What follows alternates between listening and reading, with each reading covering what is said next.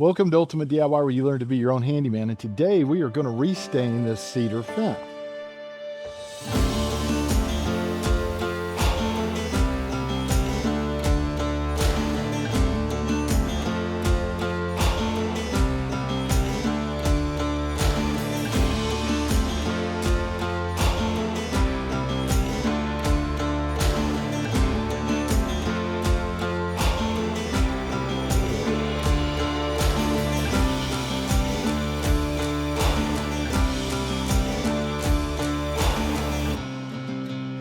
All right, guys, if you're looking at this, you're going to see that it has already been, partially cleaned here, some little strips here.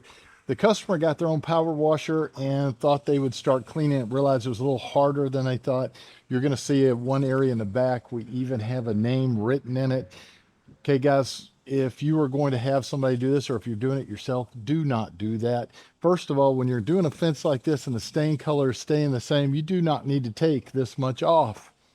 This fence was not in bad shape, so you are just gently going to clean it, which is what I do at every job. When you go really deep like that, you destroy the wood. So we are going to have to try to get this uniform in the front here and the section in the back by the pool that has the name written on it. So we're going to start out by cleaning that. Now, make sure you do not use your turbo tips when you're doing a fence. Turbo tips are great for concrete, not so great for fences. We are going to use a green tip, and we are going to see how that works. If I have to, I'll back that tip off just a little bit. So we're going to start by cleaning. I will try to do everything in fast forward or time lapse so that you guys can get a better feel for what's going on. And when I need to tell you something, I will stop and put it in regular mode. So that way it'll make this kind of an interesting little video. So let's go ahead. We got the water hooked up. We're going to crank on the water. We're going to go ahead and start trying to clean this area and the bad one, and then we'll go all the way around. Another thing to keep in mind is get some bee spray, go around the fence line, and be sure that you treat for the bees before you start spraying with your power washer, or you'll get yourself stung. So be sure you do that. So let's get to it.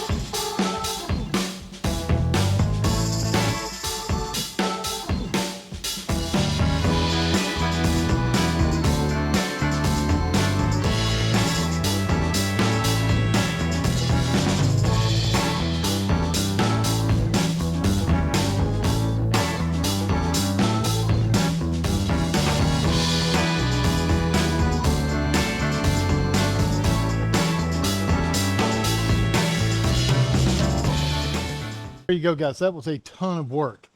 Now, normally you are not going to clean like that. You don't want to cut up the wood. There are chemical cleaners that you can try to use to get some of that off, but we do not have time to do that and get this whole fence done. And it's just this section and another small section where they did the writing we're going to have to work. What you would normally do is you use the wider tip and you just gently clean everything, looking to get the dirt and dust off. You don't normally want to do what I had to just do right here. All right, so we're going to go ahead and use that wider tip, move on around the yard, and then we'll get to the spot with the writing. We're going to have to probably do a section of that so that at least it looks somewhat uniform. We're going to take a look at that when we get there. Now, when you do clean this, make sure that you take that wide tip, the white one, and go ahead and clean a much bigger path to get all the residue off. If not, it is going to be on there when you were trying to spray your stain on and then wipe it with a brush. So be sure you do that as well. So let's go ahead and get to the backyard and we'll go ahead and just do the light cleaning. You will see the difference.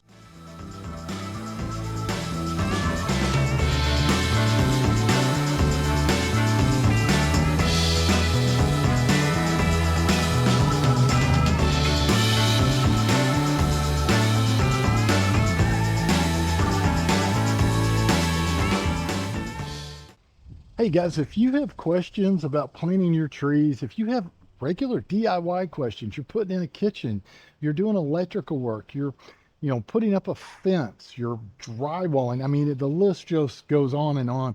If you have some questions, feel free to look in the description of this video, find the link, follow it, and you will get access to my personal email. And I do my very best to read and to respond to all the questions as they come in, as long as time allows. And as an added bonus, if your question is really relevant to a lot of people, I may go ahead and post it in one of my upcoming Ask Ron a Question and Answer series. So be sure you look for that playlist, and let's get back to the video.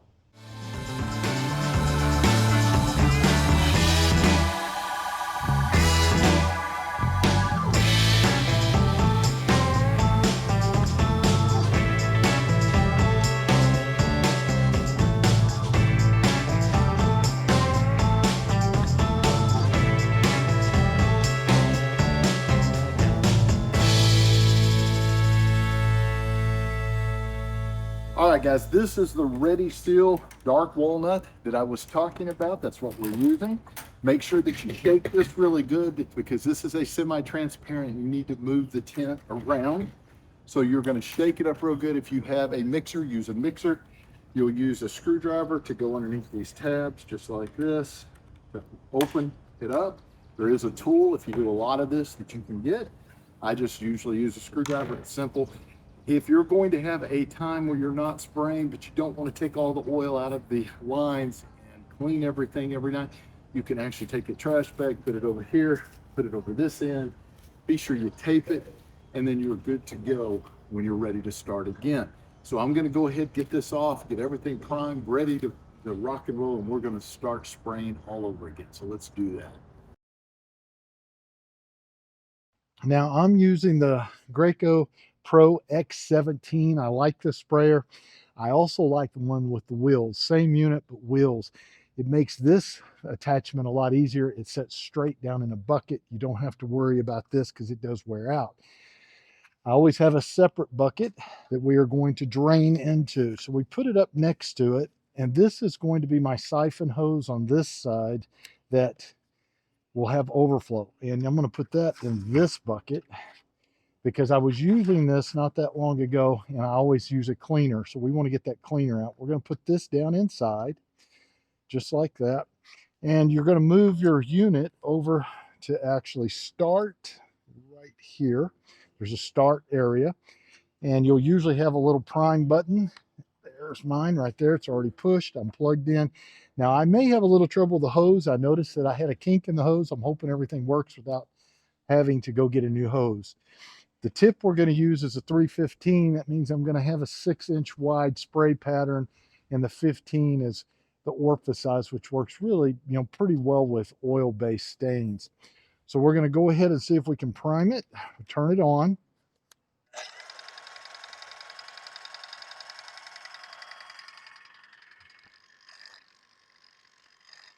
And it usually takes a second when you first do it and you see the stuff coming out.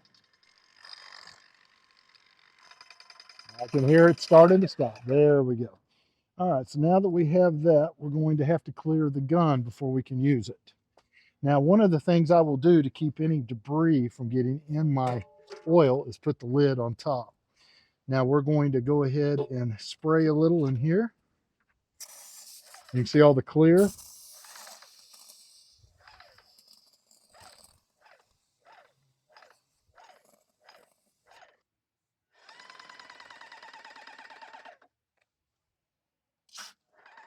There we go.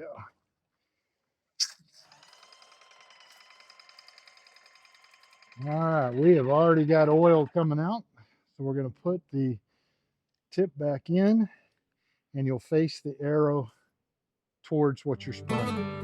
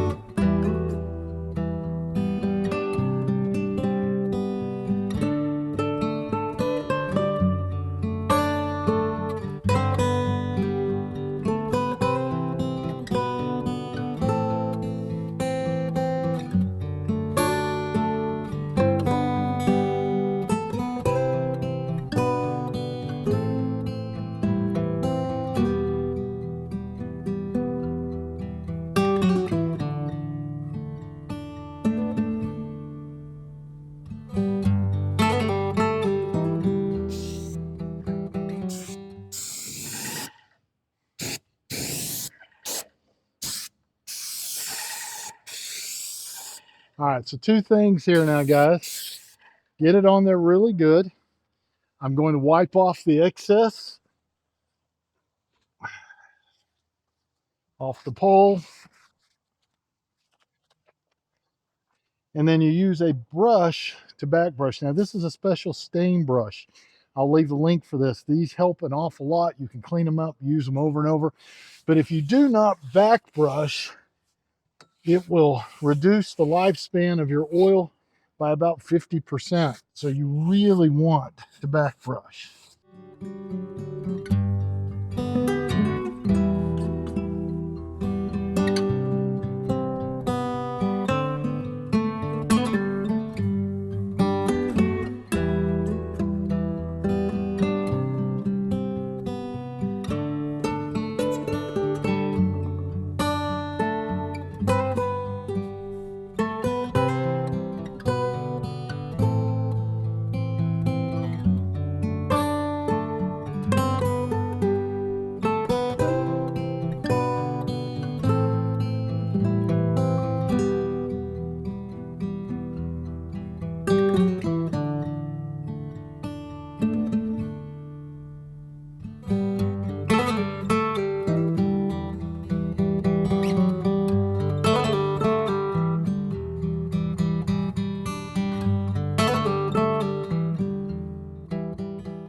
Okay guys, this was the side that they had written on. You can see I've already cleaned it. We went ahead and put the first coat on. We're going to put a second coat so that it kind of matches. Most of this area is going to require a second coat. We have already gone through 4 5-gallon drums of stain because this fence has not been done in a long time. You can see it's just soaking it up. So we have to go back over it again. The color we are using, by the way, is walnut. So we're using walnut with ready seal. You'll notice I'm wearing an ice vest. It is extremely hot here in Texas. We're looking at 100-degree temperatures with 70–80% humidity. It is miserable right now. I'm starting at 5–6 o'clock in the morning to try and beat the heat wave and trying to stop it a little early. That's also why I'm not talking as much in this video. I'm doing a lot of time lapse. If there's something important, I try to bring it up, and we'll have a recap at the very end. So let's get back to the video.